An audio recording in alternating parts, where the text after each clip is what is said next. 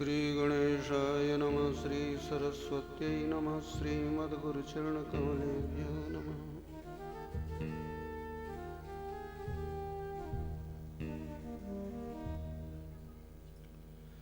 नारायणं नमस्कृत्य नरं चैव नरोत्तमं देवीं सरस्वतीं व्यासं ततो जयमुदीरये।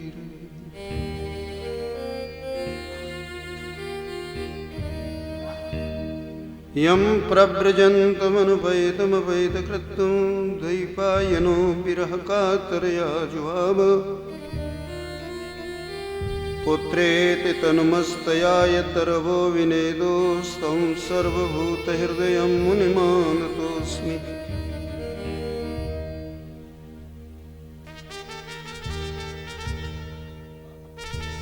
लक्ष्मीनाथ समारम्भां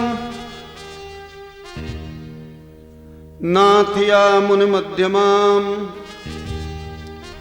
अस्मदाचार्यपर्यन्तां वन्दे गुरुपरम्पराम्।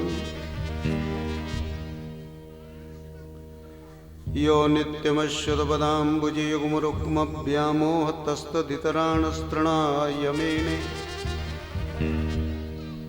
अस्मद्गुरुर्भगवतोऽस्य दयैकसिन्धो रामानुजस्य चरणौ शरणं प्रपद्ये।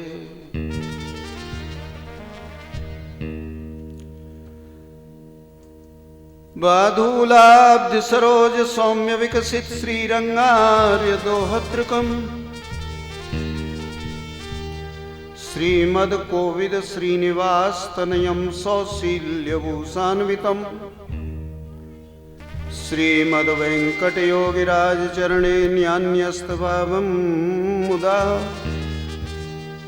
श्रीरंगार्यं गुरुं भजामि सततम् कारुण्यवारानिधिम्।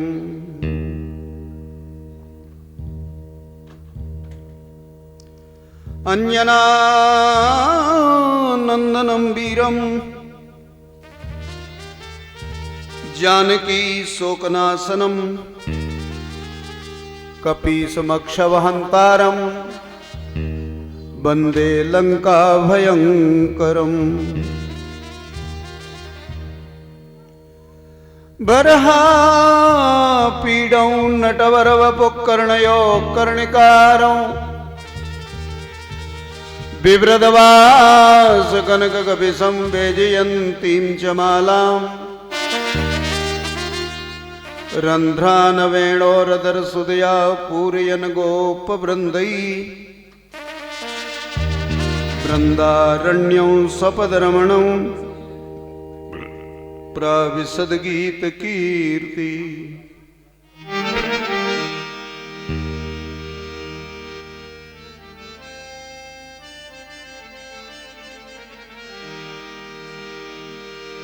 तत्रैव गंगा यमुना स्रवेणी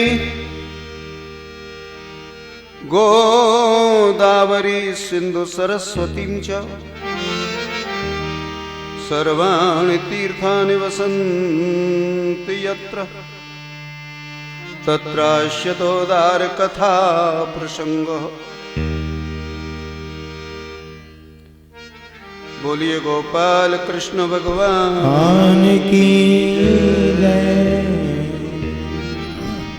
ओ ठाकुर हमेरे रमण बिहारी, हम ही रमण बिहारी के ठाकुर है रमण बिहारी, हम हैं रमण बिहारी के।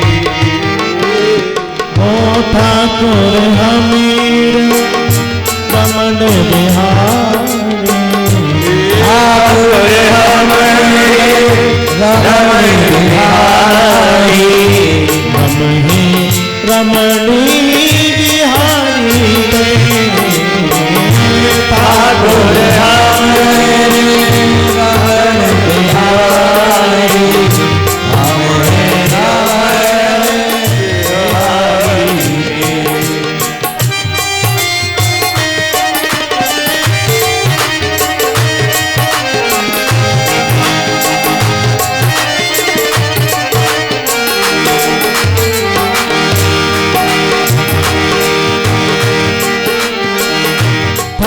ठाकुर सेवा करम हमारा, ठाकुर सेवा धर्म हमारा, ठाकुर सेवा धर्म हमारा, ठाकुर सेवा धर्म हमारा।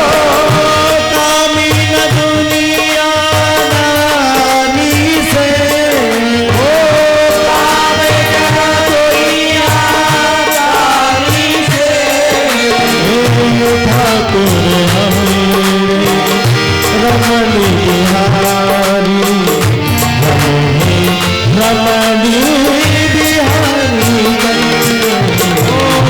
ठाकुर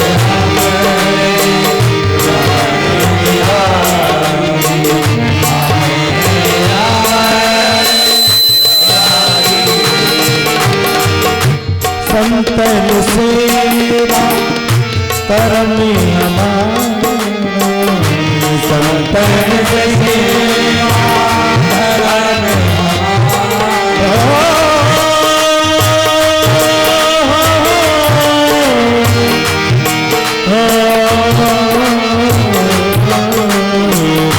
संतन सेवा धर्म हमारा, संतन सेवा धर्म हमारा। कामी न दुनिया नारी से, कामी न दुनिया नारी से, ठाकुर हमें रमण बिहारी,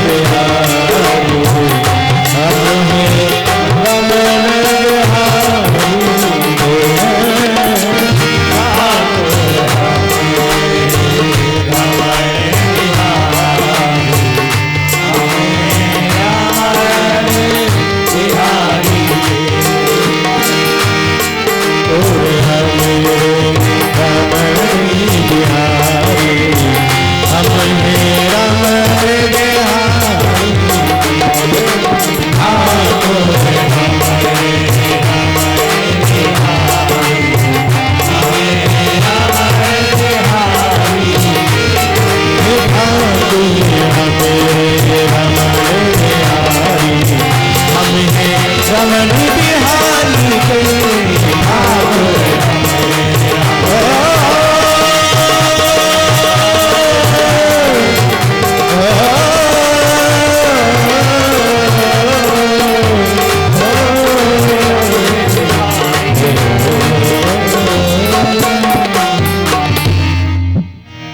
ठाकुर हमरे रमण बिहारी, हम ही रमणी बिहारी।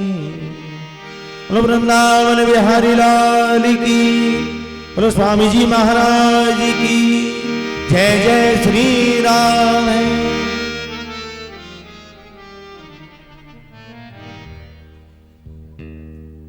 श्री हरि श्री हरि श्री हरि।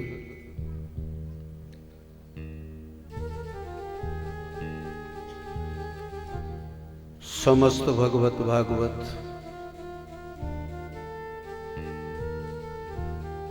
श्रद्धा की धरोहर मातृशक्ति हो।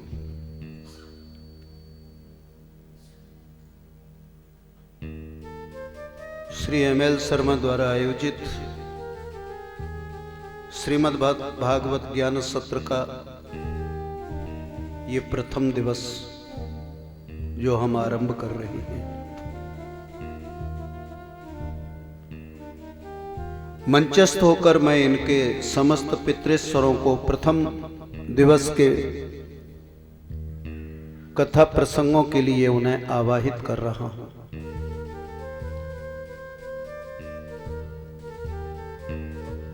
श्रीमद् भागवत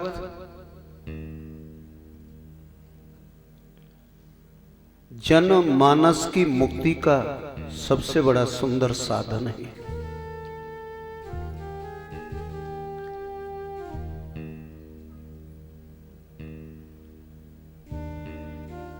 भागवत 1200 पुत्र व्यास की रचना है।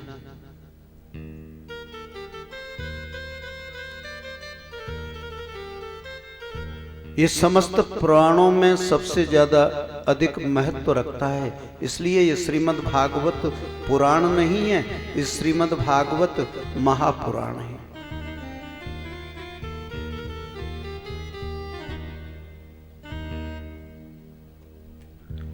आइए सर्वप्रथम हम श्रीमद् भागवत की वंदना के स्वरूप का चिंतन करते हैं।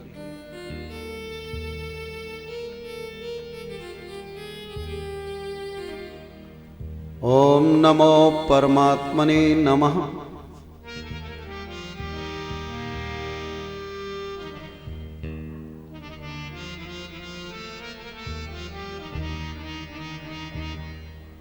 प्रथम स्कंदः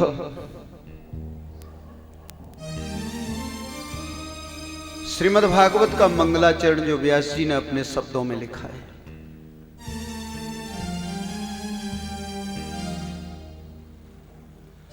जब कोई भी रचनाकार अपनी रचना का शुभारंभ करता है तो सबसे पहले वो अपने गुरु की वंदना करता है।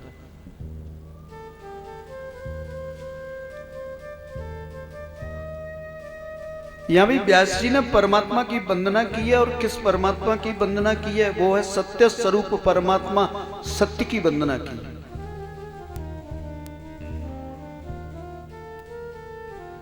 व्यास जी ने एक बात अपने जीवन में कही, उन्होंने कहा मेरा जीवन हमेशा सत्य से संबंधित रहे।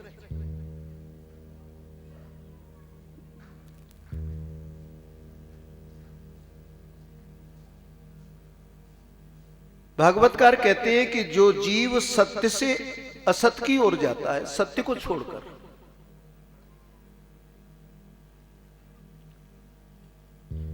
वो अपने न जाने कितने जीवन को नष्ट कर लेता है।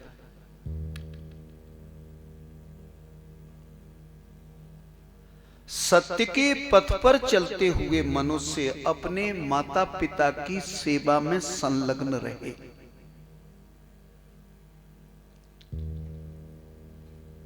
जहां हमारा संबंध सत्य से है, उतना ही संबंध माता पिता की भक्ति से है।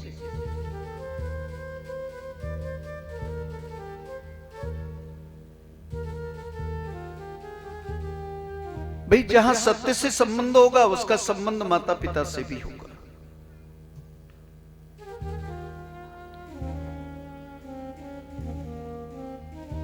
श्रीमद् भागवत के मंगलाचरण का शुभारंभ व्यास जी ने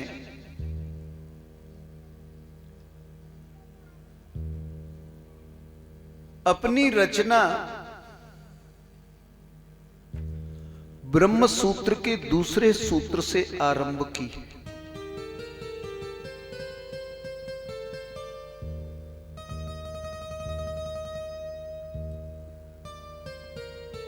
ब्रह्म सूत्र का पहला सूत्र है अथातो ब्रह्म जिज्ञासा।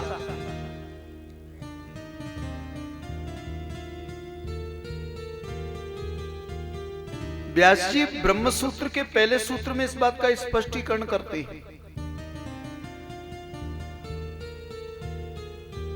अतः ब्रह्म को जानने की जिज्ञासा हुई कि ब्रह्म कैसा है।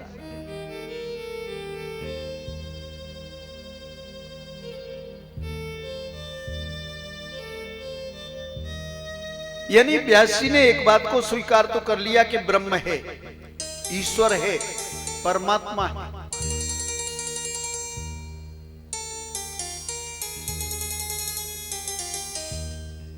वो ब्रह्म की व्याख्या नहीं कर रहे हैं, ब्रह्म को जानने की क्रिया बता रहे हैं। ब्रह्म को कैसे जाना जाए,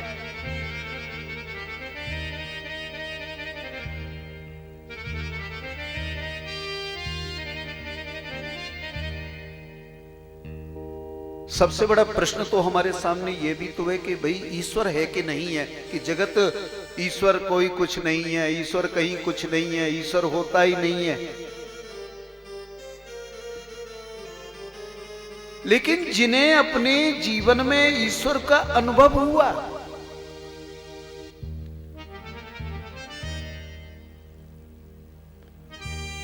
बोले ईश्वर का अनुभव कब होता है? यथा आनंदानुभावेन, जब आपकी आत्मा में आनंद का अनुभव हो जाए तब समझ लीजिए कि ईश्वर है, भगवान है। अतः ब्रह्म को जानने की जिज्ञासा हुई कि ब्रह्म कैसा है, ईश्वर कैसा है, परमात्मा कैसी है। इसलिए भागवत के मंगलाचरण में लिखते हैं अथा तो ब्रह्म जिज्ञासा। भागवत के मंगलाचरण में जन्माध्यस्य यता, ये ब्रह्म सूत्र का दूसरा सूत्र है।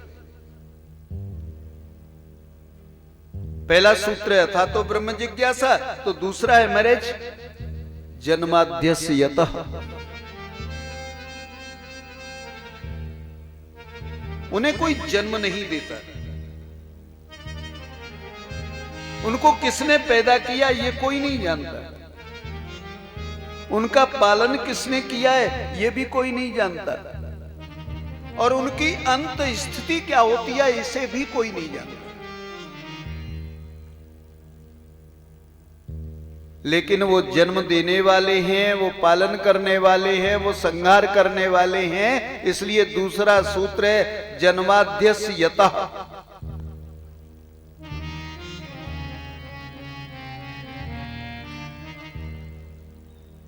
अभी प्रसंग आएगा, मध्याह्न के बाद में आएगा, किस परमात्मा का हम ध्यान करें। जब सुखदेव जी राजा परीक्षित को श्रवण कराएंगे तब आपको पता चलेगा।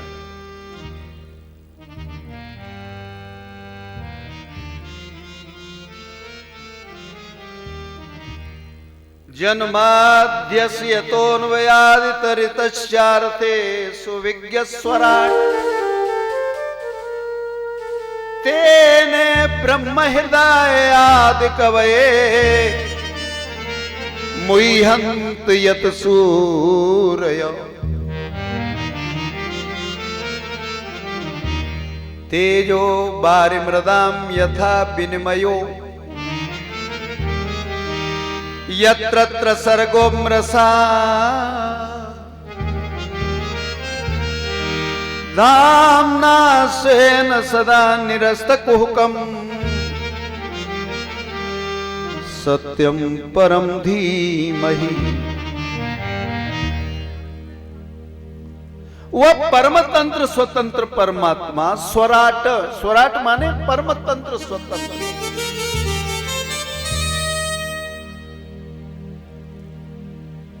भगवान कैसे हैं? उन्होंने कहा भगवान तो परम स्वतंत्र है। आप अगर ये कहो कि हम आजाद हैं, हम स्वतंत्र हैं, तो आप स्वतंत्र नहीं हो।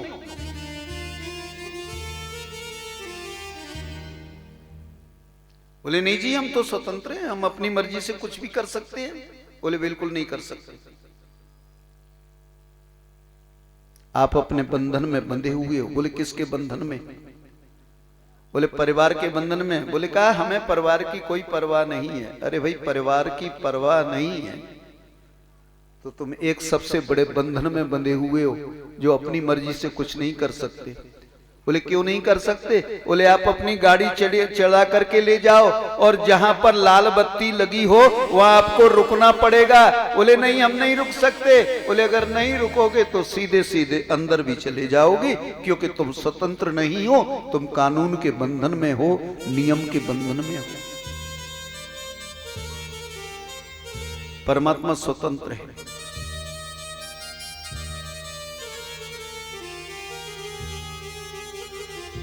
देवऋषि नारद जी ने कहा ना, बाबा तुलसी ने इस बात को कहा है,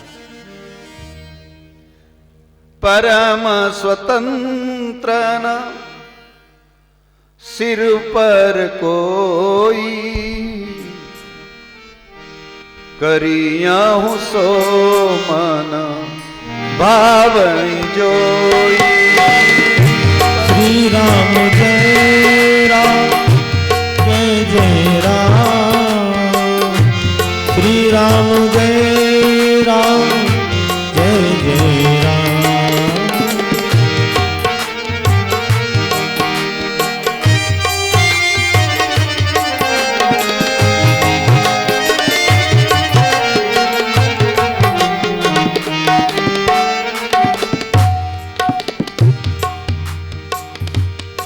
जब भगवान ने नारद जी को बंदर मुख दे दिया ना, तो नारद जी को क्रोध आ गया और क्रोध में क्या कहा कि आप परम स्वतंत्र हो, आपके सिर पर किसी दूसरे का कोई हाथ नहीं है, आपके मन में आता है वो करते हो, आपके मन में आए, परम स्वतंत्र न सिर पर कोई और करियों सो मन भावे। परमात्मा स्वतंत्र है। चार थे विज्ञत स्वराट, स्वराट माने परमतंत्र स्वतंत्र। इस जगत को परमात्मा ने बनाया,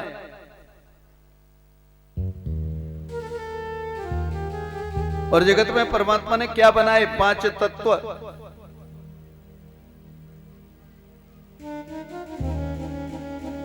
आकाश, वायु, अग्नि, जल और पृथ्वी।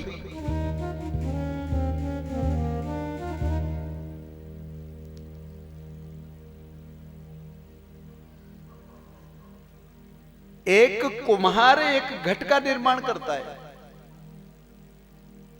और घट के निर्माण में उसने मिट्टी की भी जरूरत होती है, पानी की भी जरूरत होती है, वायु की भी जरूरत होती है, अग्नि की भी जरूरत होती है, तब वो घट बन के तैयार होता है।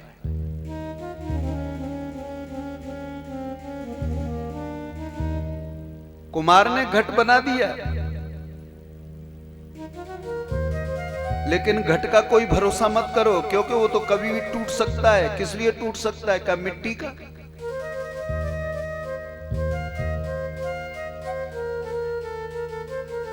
उसी तरह से परमात्मा ने इस जगत का निर्माण किया है, जगत को बनाया है।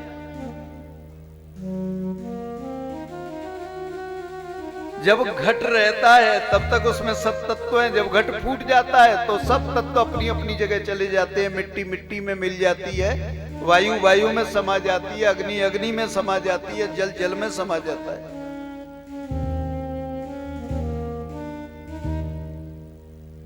इस जगत का निर्माता वो परमात्मा है, जिसने पंच तत्व से जगत को बनाया है, जगत का निर्माण किया है। वक्त आता है तो वो समस्त जगत को आत्मसात भी कर लेता है।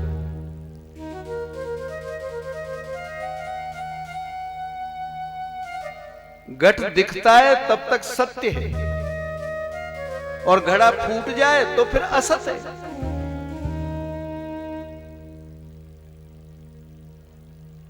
हम लोग असत हैं। शरीर, ये जो शरीर है, ये शरीर असत है, लेकिन इस असत में सत का निवास रहता है, सत्य का निवास रहता है, परमात्मा का निवास रहता है। तब तक वो सत्य प्रतीत होता है।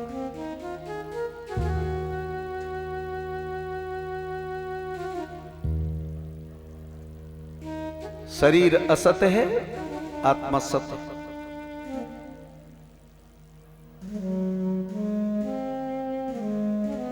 हमारे शरीर के भीतर जो जीव है, जो आत्मा है, वो नित्य है।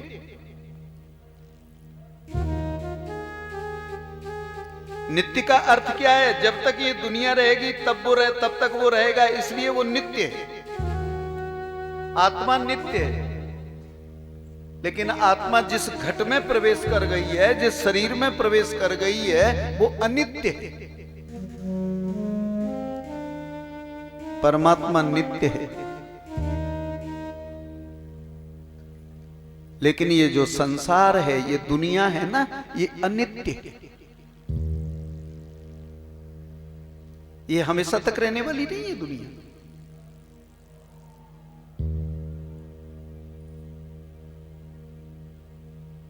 इसलिए वो परमात्मा सर्वतंत्र स्वतंत्र स्वराट है।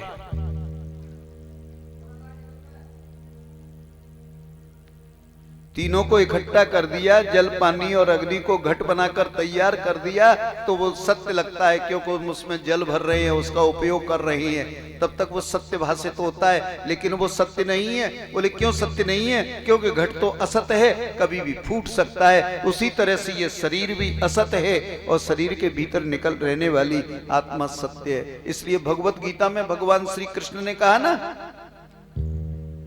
आत्मा नित्य है, अजो नित्यम शाश्वतो यम पुराण। आत्मा कभी मरती नहीं।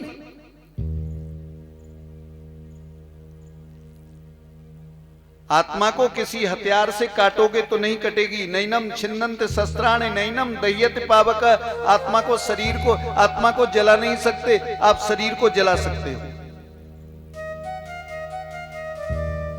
आत्मा हवा में नहीं उड़ती, लेकिन शरीर उड़ सकता है।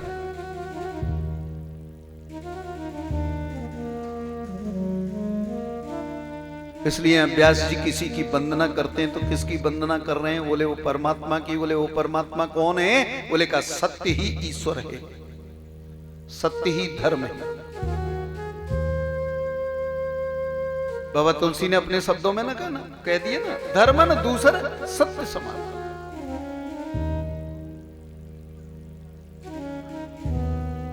इसलिए कहते हैं सत्यम परम धीमहि। जो सत्य है वो परब्रह्म परमात्मा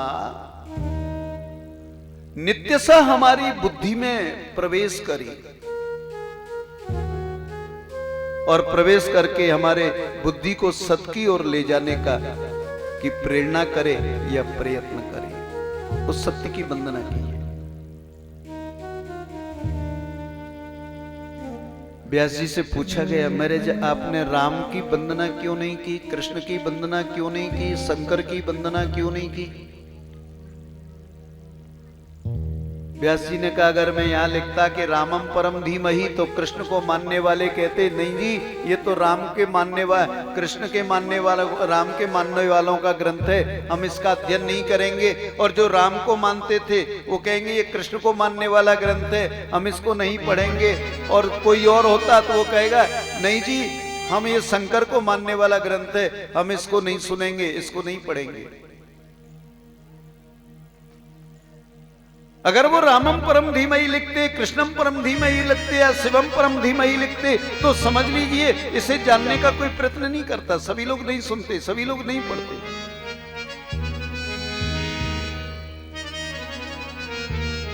और चलो सनातन धर्मी लोग सब पढ़ लेते इसे।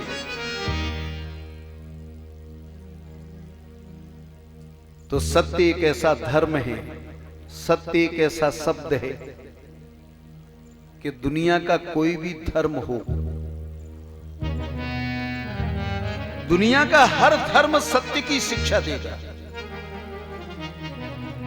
धर्म कैसा भी हो, कोई भी हो, चाहे वो इस्लाम धर्म हो, चाहे वो क्रिश्चियंस धर्म हो, या चाहे भाई धर्म हो, दुनिया का, धरती का कोई भी धर्म होगा वो केवल सत्य की वकालत करेगा, सत्य पथ पर चलाएगा, सत्य की ओर ले जाएगा, सत्य को संभाषित करेगा, सत्य को प्रकट करने की कोशिश करेगा। विश्व का कोई भी धर्म असत्य की ओर किसी को कोई नहीं ले जाता, और जो असत्य की ओर ले जाए वो धर्म नहीं है।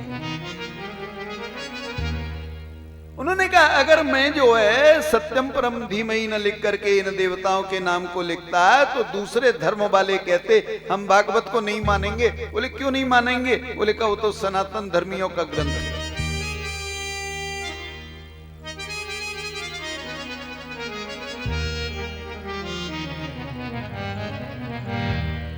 महाराज ये राम और कृष्ण के ग्रंथ इतने विशिष्ट हैं कि भारत के ही नहीं अपितु तो विश्व के लोगों ने इन पर रिसर्च किया है।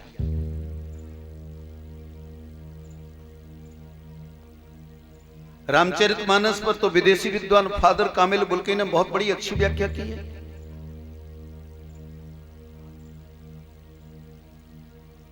भागवत पर भी बहुत लोगों ने लिखा है।